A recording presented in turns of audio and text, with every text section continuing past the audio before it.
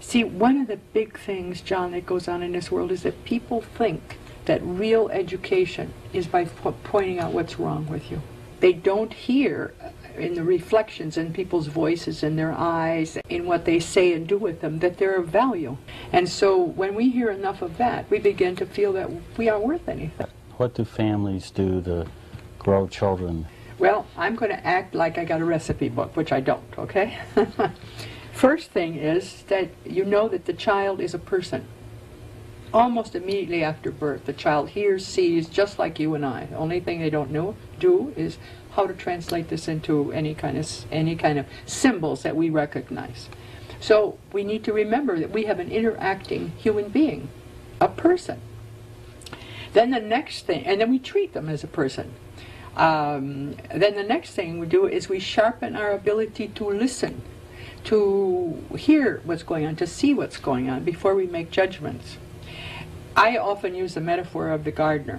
I think parents need to be good gardeners, and that means that what does a gardener do? A gardener takes seeds, and it never says to the seed, now listen, if you don't grow in a way I want you to grow, I'm going to throw you out. They don't do that. What they do is they take that wonderful seed, and they say, now I got to find out, what are the growing conditions of this? What's the light, and what's the fertilizer, and what is temperature? And that's what I would like to see people do with children, because everyone is unique. So how can the parent use their powers of observation to be able to see, what is this new little being that's coming into being? And when you do that, you spend more time in listening and in observing than you do in judging. The other piece to that is a willingness to share what goes on in the parent. For instance, so many parents think that they have to be paragons of virtue to their kids. They never made a mistake, or they never get upset, and all these questions. Well, actually, that's not true. You know that, and I know that. And parents have a mistaken idea that that's the way they can model, that there's a time at which none of these things occur to people. Actually, when a parent talks to the child about how they make mistakes, and how, and what they feel like when they do it, and how a mistake can be an entry to a new possibility, because you can learn from that.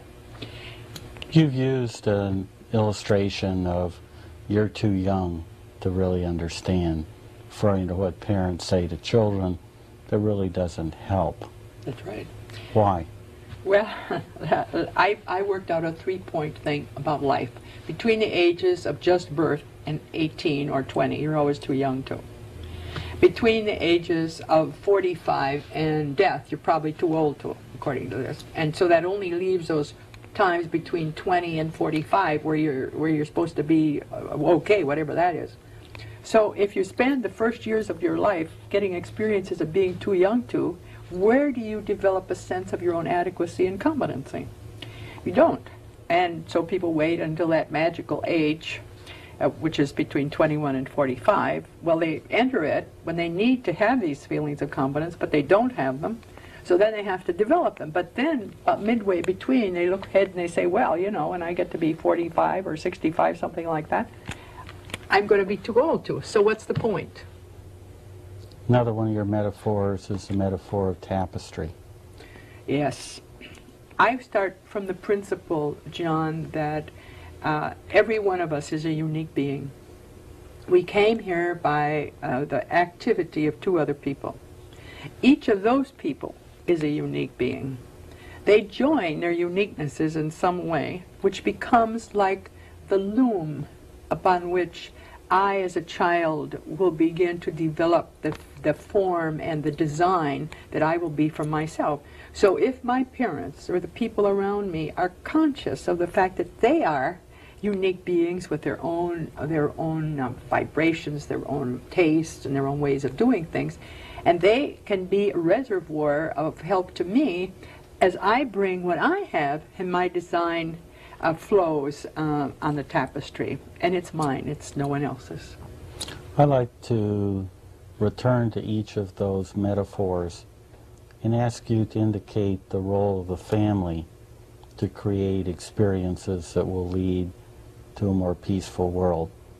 Let's start with the metaphor of the pot. How can the family act to develop a pot that is a pot for peace. All right, let me dance between two things. First of all, let me say that the world is peopled by adults, and those are all children grown big. And where do we learn about how to deal with conflict? We learn it in the family. What do we see out there in the world? We see the same thing that we see in the backyard with two little boys saying, if you don't like what I'm doing, you go home, see? Or I'll kill you. Something like that. All right. Those are reflections of how conflict is handled in the family. That is the same as what we see out in the outer world. Okay. So, in working with the family, by developing this idea that about our uniqueness, about our worthiness, about our need to feel that we count, then what we are doing is making a new picture for what adults can be, because adults carry into adult life what they have learned as children, and if they don't learn anything else, they're going to carry that same thing on with the world outside of them. In parents' role as gardener, what do they need to do to contribute to children who will work for peace? Well, I think I can put it in a couple of ways. One is, if they get delighted about what their new seeds are bringing them. One thing that comes to mind is the negative thing that happens because a child doesn't measure up to what the parents expect. Let me give you an illustration. A lot of times there are little girls who much prefer to ride horses and play competitive sports rather than play with dolls. There were little boys who were very much interested in doing painting and doing sensitive things than they are in doing the rough macho stuff. All right. Now, those are properties of an individual's uniqueness, but if they come in a family where people don't honor that, then they have to try to erase that.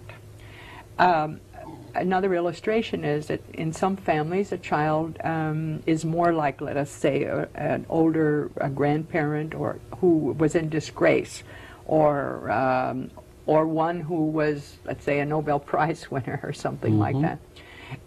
The children get surrounded in a context that does not permit them to show what they are capable of. One of the things that I try to help parents do is get excited about the possibilities for their child, just like you do with a seed in the garden that I talked about before, and looking with appreciation at all the new possibilities. That means you have to start out with an attitude that permits you to see what's there instead of you to try to put there what you hope will be there. And so that wonderful thing about also waiting to know that it takes a while for the seed to sprout, takes a while for the seed to unfold itself, and in the meantime you go on trust, just like a gardener does. You plant the seed, you go on trust that it will grow. And the same thing is true with parents and family, to be able to be patient, at the same time to allow themselves to observe without judging. I have to say one more thing. The other day I ran across a young man who told me that when he was 5 years old, it was quite possible for him to look at a page and memorize it, no matter how big it was. When he told his parents about it, they couldn't believe it. Now, he had a skill and he had a gift that his parents didn't have. Fortunately for him, even though they found it hard to believe him, at the same time, they were interested and they didn't squash what he was doing. Some people would have gotten scared.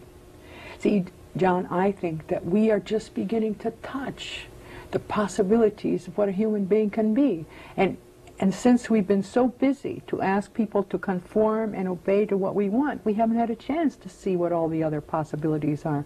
What possibilities we have for bonding, for uniting, for leading, for building with one another. We're just beginning to find those out. Yours is essentially a message of hope that if the pot isn't full, if the gardening hasn't worked, if the tapestry is not woven to reflect an individual's uniqueness, that change is possible. What's the role of the family in relearning? And let me preface that by saying, see, it is no longer for me a matter of possibility, what you say about change. I know it is a fact. It is an observable fact. I have worked with people for up to the age of 104, from 2 weeks on to 104, and I see what change is possible. Now, you ask, what is a change possible? First of all, it's a change in an attitude in ourselves, that we can get a connection with the life force within the two of us, that thing that makes it possible for us to live, to feel our sense, to sense what's going on. That's one of the things that happen. When I get more connected and more aware of you as a live being and me as a live being, you as a miracle and me as a miracle, because isn't life a miracle in and of itself? Then what I begin to do is I shift from being a controlling person to somebody who is empowering. And so the whole notion of how I can empower you, and if you're my child, means I listen to you, I respond to you from my own real self. I am also able to let you know about certain realities that I see that maybe you don't, but it's within a sense of appreciation, of joy, and of life contact. You've really written that communication is the heart of beginning to bring about change. How should people learn to communicate? If you were to articulate the major goals you hope to contribute to peace, what would they be? Well, first I will give you the form, and then I will give you the essence. The form is that when I connect with you, any you in the face of this world, I am connecting with you with the attitude that at that moment in time, you are the full focus of my attention. And therefore, all my being is focused on you. That means I'm looking at you, I'm not thinking of somebody else. I am listening to your words, I'm not making them up.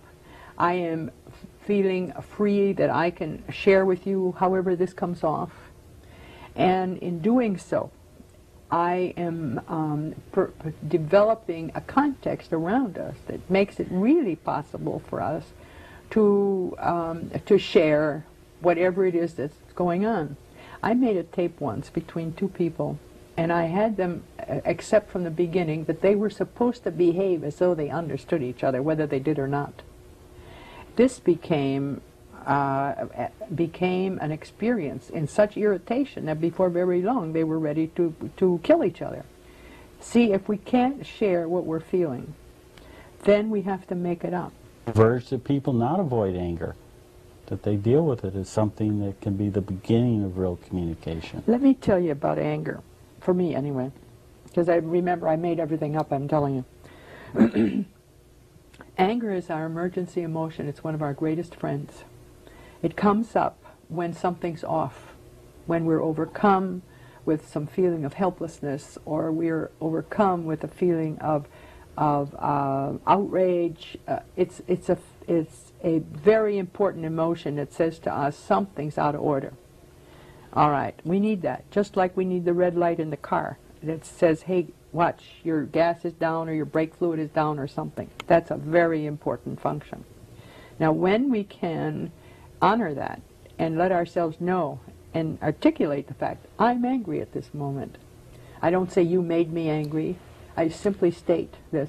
And then I can then take a look at what it is that's going on, and I might be able to share that with you. Some of the greatest bondings come about because people have shared on that level of things.